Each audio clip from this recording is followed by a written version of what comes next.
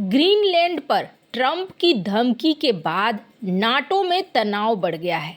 जानेंगे, जर्मनी और फ्रांस ने भी चेतावनी दे दी है, तो वहीं दूसरी तरफ तालिबान ने अब भारत को लेकर क्या आश्वासन दिया है। जियोपॉलिटिक्स में बहुत कुछ चल रहा है, हमेशा की तरह जानने को मिलेगा बहुत कुछ। आइए जानते हैं इन खबरों को विस्तार से। नवनिर्वाचित अमेरिकी राष्ट्रपति डोनाल्ड ट्रंप की ग्रीनलैंड को लेकर दी गई धमकी को लेकर अमेरिका और उसके सहयोगियों के बीच तनाव बढ़ता जा रहा है। ग्रीनलैंड को अमेरिका में मिलाने की ट्रंप की धमकी के बाद अब नाटो के दो प्रमुख देशों ने चेतावनी दी है। जर्मनी और फ्रांस ने पहली बार इसे लेकर बयान दिया है, जिसमें ग्रीनलैंड के मुद्दे पर अमेरिका को यूरोपीय एकजुटता का संदेश दिया गया। ये टिप्पणी ऐसे समय में आई है जब डोनाल्ड ट्रंप ने कहा है कि डेनमार्क के स्वायत्त क्षेत्र पर कब्जा करने के लिए सैन्य बल के उपयोग की संभावना से इनकार नहीं किया जा सकता है। जर्मनी के चांसलर ओलाफ स्कोल्ज ने ग्रीनलैंड को लेकर ट्रंप की धमकी पर प्रतिक्रिया देते हुए कहा कि सीमाओं की अखंडता का सिद्धांत हर देश पर लागू होता है, चाहे वो बहुत छोटा हो या बहुत शक्तिशाली। वहीं फ्रांसीसी विदेश मंत्री जीन नोएल बैरोट ने कहा कि इसमें निश्चित रूप से कोई सवाल नहीं है कि यूरोपीय संघ दूसरे देशों को अपनी संप्रभु सीमाओं पर हमला करने देंगे। इसके पहले मंगलवार को डोनाल्ड ट्रंप ने ग्रीनलैंड को हासिल करने की अपनी इच्छा फिर से दोहराई थी। ट्रंप ने कहा था कि आर्कटिक द्वीप अमेरिका की राष्ट्रीय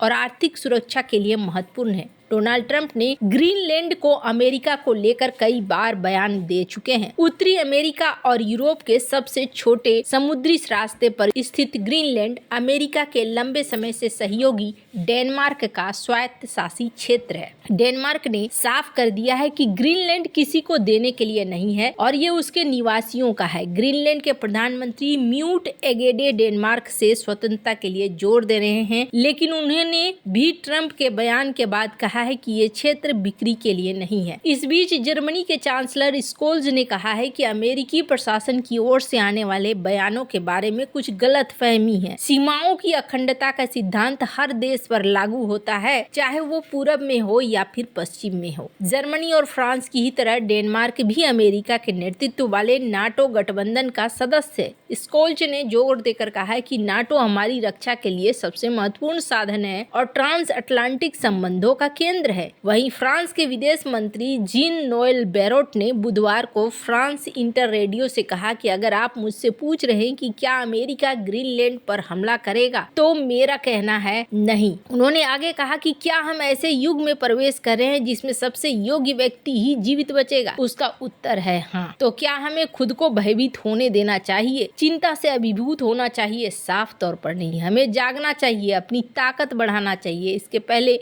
मंगलवार को जब मारे लागो के स्टेट से में ट्रंप से पूछा गया कि क्या वो ग्रीनलैंड या पनामा नहर पर कब्जा करने के लिए सैन्य या आर्थिक बल का उपयोग करने से इनकार करेंगे, ट्रंप ने कहा कि नहीं, मैं आपको इन दोनों में से किसी पर भी आश्वासन नहीं दे सकता है। खैर, जहां एक तरफ उथल पुथल मची हुई है यूरोप में, तो ऐसा ही यहाँ पर देखने को मिल रहा है। अफगानिस्तान में भी एक खेल चल रहा है। भारत ने अफगानिस्तान के अंदर बड़ा दांव चल दिया है। बुधवार को दुबई में भारत के विदेश सचिव विक्रम मिस्री ने अफगानिस्तान पर काबिज तालिबान सरकार के विदेश मंत्री मौलवी अमीर खान मुताकी से मुलाकात की। बैठक में दोनों पक्षों के बीच राजनीतिक और आर्थिक संबंधों पर चर्चा की गई। तालिबान की तरफ से व्यापार और परिवहन मंत्रालय के प्रतिनिधि भी शामिल हुए थे। भारत की तरफ से ये पहली बार किसी उच्च स्तरीय अधिकारी से तालिबान से संपर्क किया। इसके पहले विदेश मंत्रालय के पाकिस्तान, अफगानिस्तान, ईरान मामलों के संयुक्त सचिव जेपी सिंह की तालिबान नेताओं से मुलाकात होती रही है। तालिबान के विदेश मंत्री आमिर खान मुताकी ने अफगानिस्तान को मानवीय सहायता पहुंचाने के लिए भारत को धन्यवाद दिया और कहा कि हम एक महत्वपूर्ण और आर्थिक देश के रूप में भारत के साथ संबंध रखना चाहते हैं। इस दौरान भारतीय विदेश सचिव विक्रम मिस्री ने कहा कि भारत और अफगानिस्तान के ऐतिहासिक रिश्ते हैं।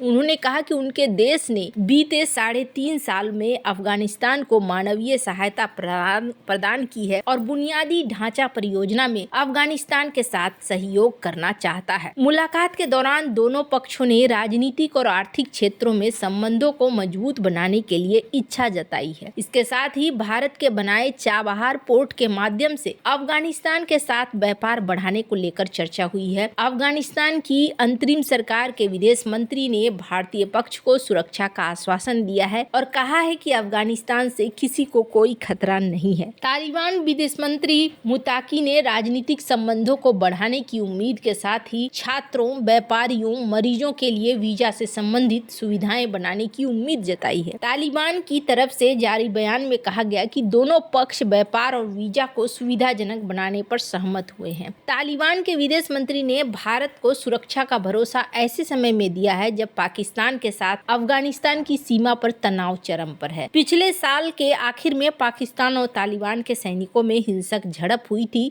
तालिबान ने डुरंड लाइन पार करके पाकिस्तानी सेना की चौकियों पर हमला किया था, उसके सैनिकों को मार डाला था। और अभी आपको बता दूं, यहाँ पर एक सीन ऐसा भी पैदा हुआ जब भारत ने आधिकारिक तौर पर विरोध जताया तो पाकिस्तान के कई सारे एक्सपर्ट ये कहने लगे कि ये तो गलत है, ऐसा नहीं होना चाहिए। और भारत इस तरीके से क्यों कर रहा है? जब भारत पाकिस्तान के पार आकर कहता है कि हम तो सिर्फ आतंकवादियों पर एक्शन ले रहे हैं, तो हम भी तो वैसा ही कर रहे हैं। पर एक चीज देखने को मिल रहा है, जिस तरीके से यहाँ पर चीजें बदल रही है, वैसे में भारत के इस कदम की जहां अमेरिकी एक्सपर्ट तारीफ कर रहे हैं तो वहीं पाकिस्तानी विश्लेषक अपनी सरकार को फटकार लगा रहे हैं। पाकिस्तान मामलों के चर्चित अमेरिकी एक्सपर्ट माइकल कुगलमैन ने एक्स में लिखा कि यह कोई कह सकता है कि तालिबान के साथ भारत की दोस्ती अफगानिस्तान में पाकिस्तान को रोकने के लिए है, लेकिन यह इस तरीके से सामान्य है। भारत की तालिबान से दोस्ती एक व्यवहारिक कदम है जिससे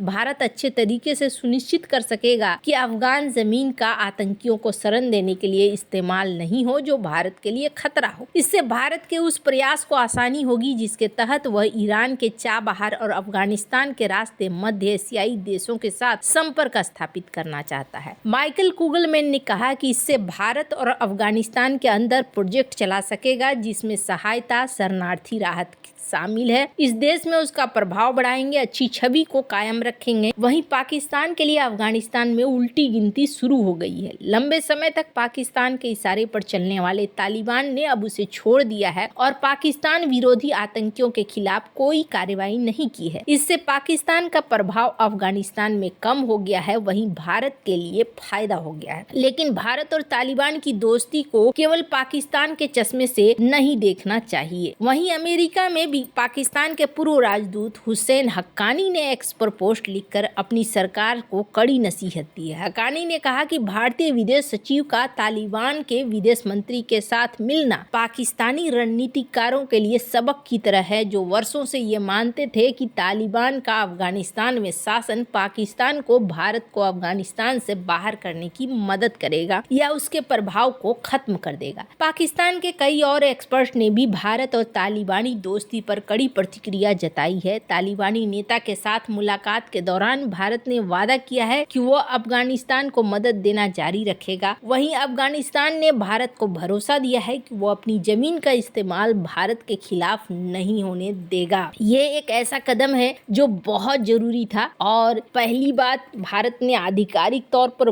बोलकर और अब इस आधिकारिक मुलाकात के बाद साफ कर दिया है। वैसे आपको क्या लगता है, इन सब मामले में आपकी क्या राय है? कमेंट कर जरूर बताएं। जल्द मिलते हैं अगले वीडियो में नई खबर के साथ।